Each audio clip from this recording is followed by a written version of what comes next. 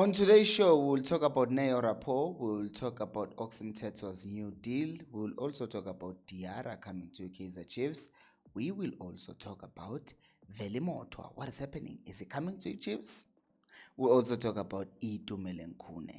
Hello and welcome to Khosi Nation Fan TV. I am Bilo, I am your host. This is where fans meet and talk about Kaizer Chiefs. Khosi Football Club. The first story of the day is Rapoo. I don't know really how to pronounce his name. I'm sorry. Now he's a left back. He plays for SuperSport United, and as we know with SuperSport United, they are usually looking at the move abroad for the player, and that's the situation that they find themselves in with Neo. But this is not just a thing about Chiefs wanting him, but apparently Orlando Pirates also want him. Now, obviously, Orlando Pirates want him because of Paseko Amako, which makes me think, why didn't Kaizer Chiefs then push harder to get this player? The answer is, Mpilo, don't be dumb. Chiefs don't do deals with SuperSport. But then I would say, no. There is a young player by the name of Janssen who's at SuperSport, came from Kaizer Chiefs. There is Saile who came from Kaizer Chiefs, went to SuperSport. There is Morris who came to Kaizer Chiefs from SuperSport. So I think that the relationship between Chiefs and SuperSport is not at the highest, all-time highest, but I think it's now much safer. So there is that possibility that indeed Chiefs, if they wanted to, they could have pushed hard to get this player, even Opaliti, but they didn't. It's fine. So he's 19, obviously, and he's a left back. And this thing of Pirates want him more because obviously they lost to Marco. Then the question is, if he was to come to Chiefs, how are we going to convince him to come to Chiefs? Because right now there's a lot of competition. Yes, Dove might leave. Yes, Marciano might leave, which would leave Marco, Cross, and Rapoo. I don't think Marco signed up to come to Chiefs so that he can sit on the bench. I think they see him as a future prospect because if you look at the minutes that he had, Rapoo at SuperSport United, it's 29% in the starting 11, in the 11 appearances that he had. So I'm thinking that they are looking at him as a future prospect, not as someone who's coming in to start immediately. But then I'm thinking, we've seen Aiden McCarthy play as a left back at Chiefs. I know he's a centre back, but he also played very well as a left back. So I'm not sure we should be spending more money on other players, especially since other positions are not covered yet. Which then brings us to this guy, Oximto. So Oximto, is also beginning of the season, he wasn't picked. It's that simple. He wasn't preferred, and he was set to be loaned out to Makesi. He recovered his form, and he got much better than what he looked like beginning of the season. Now, the only thing that has happened with Umtetwa is the fact that Kaizer Chiefs have now seen his performances and have now offered him a 2-year extension to his contract. Okay. Congratulations to him. This is what the reports are saying. But me personally, I get that you want variation in your team, because if we talk about a hard tackling defender, a defensive midfielder, he's that, and he offers that variation, but it doesn't offer you anything when you're attacking. But if you are playing African in the CAF Confederations Cup, and these matches need to have someone who's just going to be a destroyer, then perhaps there is a place for Umteto, and that extension might have had that in mind, that when you go to play in Africa, there is going to be a lot of physicality involved, and you might need a player like Umteto, not necessarily to start all games and to play against Chipa United, but for those games where we know that we're going to need to be extra physical, then you are going to need Umteto. Which then brings us to Diarra. So this is a goalkeeper, as you can see. He's wearing gloves, obviously. He's 30. He's currently playing for Young Africans, Yanga. Another move that makes no sense to me. So you're telling me that you're going to... These are links, right? In Unplayable has reported this as well. I do not, and I cannot make sense of a goalkeeper who's a foreigner coming to Kaizer Chiefs. That just makes no sense. For two reasons. Number one, you want to create a space for another foreigner. So that foreigner should be a striker. That foreigner should be a deadly striker, if I might add. Because you already have Miguel, you already have two foreigners that are confirmed or are most likely to stay. Lilepo and Miguel, two foreigners.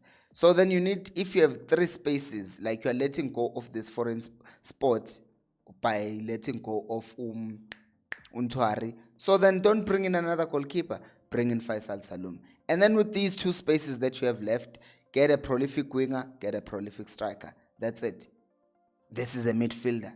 But also add to keeper, then you are limiting us, because clearly in the South African market, we can't get a lot of good players who are going to be affordable to Chiefs.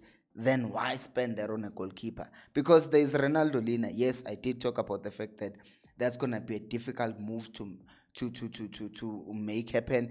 But I'm going to tell you now, Mena, rather than add another foreign keeper to the ranks of Kaizer Chiefs, keep Peterson, make him a starter. I said it. I know. Yeah, I said it. Make Brendan. I would rather continue the season with Brendan Peterson as the starting keeper, because I think he's capable. I think he has the composure. Now you have to bring in another keeper who's a foreigner, who's likely going to get pressured. Gandu Peterson is already used to that pressure. We have Abota Kalane also coming up. Abo Bontlemle for recovering from injuries. I think we're fine in the goalkeeping department.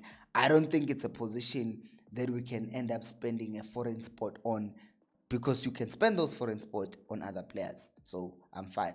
Speaking of goalkeepers, there's also this guy, Veli Motwa. So we can categorically and clearly say Veli Motwa is not coming to Kaizer Chiefs. Obviously, he's a free agent. So when he got available, people started saying, oh, maybe he could solve problems at Chiefs. I mean, he couldn't solve problems at Amazulu, and now you're expecting him to come and solve goalkeeping problems at Chiefs. I've been serious, guys. Okay, let's be serious. And when we're talking about goalkeepers, by the way, I just thought of Ricardo Khosi, right? Like, I could do this right about now because I don't edit these videos. Ricardo Khosi, there. Ricardo Khosi is currently playing for SuperSport United. He is 31 years, but goalkeepers have a longer lifespan.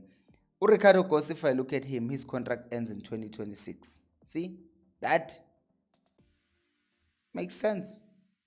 If you want to get a South African keeper, you can't get Lina.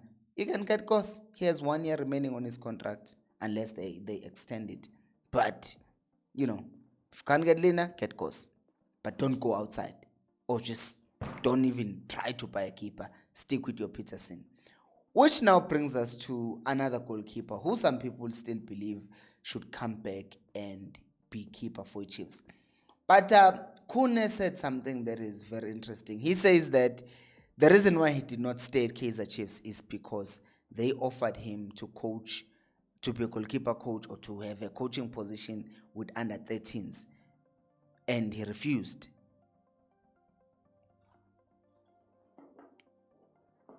He refused. You are given a job at under 13 to make other Itumeleng Kunes. And when you're like, no. Ne? I wrote on Twitter that this is entitlement, because it is. Like, I will read this quote to you. It says, I would have preferred to be first team goalkeeper coach. You do understand that in the first team, there's already a goalkeeper coach who came with Nabi. But it says, but I was offered to go coach under 13s. So obviously, with me having been stressed for so many years carrying the team, and now you have to go and shout at kids and taking out all your frustrations on them, I was like, no, he's lying. He's just entitled. It's just entitlement. You can't be offered a job at under 13 at an institution like Kaizer Chiefs and then you say no to it. Work your way up. There's already a structure. In the senior team, there's already Mzuki as a goalkeeper coach. So what was he supposed to do? Be removed because Kune wants to be there? Was he supposed to be taken to TDC while they already had Umatib? Come on, guys. We can't keep on saying because he carried the team, so he deserved. No one deserves anything. You have to work your way up in things Because you can argue that, oh, Kuna is our legend. So, phela, by that logic, that means every person who's played or had a fantastic career as a player will be a fantastic coach. That's not necessarily true.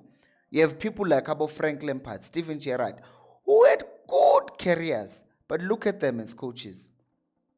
Like you saw Gerrard at the Rangers doing so well. Then they gave him Aston Villa, a team in a competitive league. He failed. Unai Emery comes in with the same squad. He starts doing things. So you can't just say just because you're a good player, that means you are now going to be a good coach. No. Work your way up. Stop being entitled. But what do you guys think? Do let me know down in the comment section below. Thank you so much for watching, and until next time, remember, equals Alpelumoy.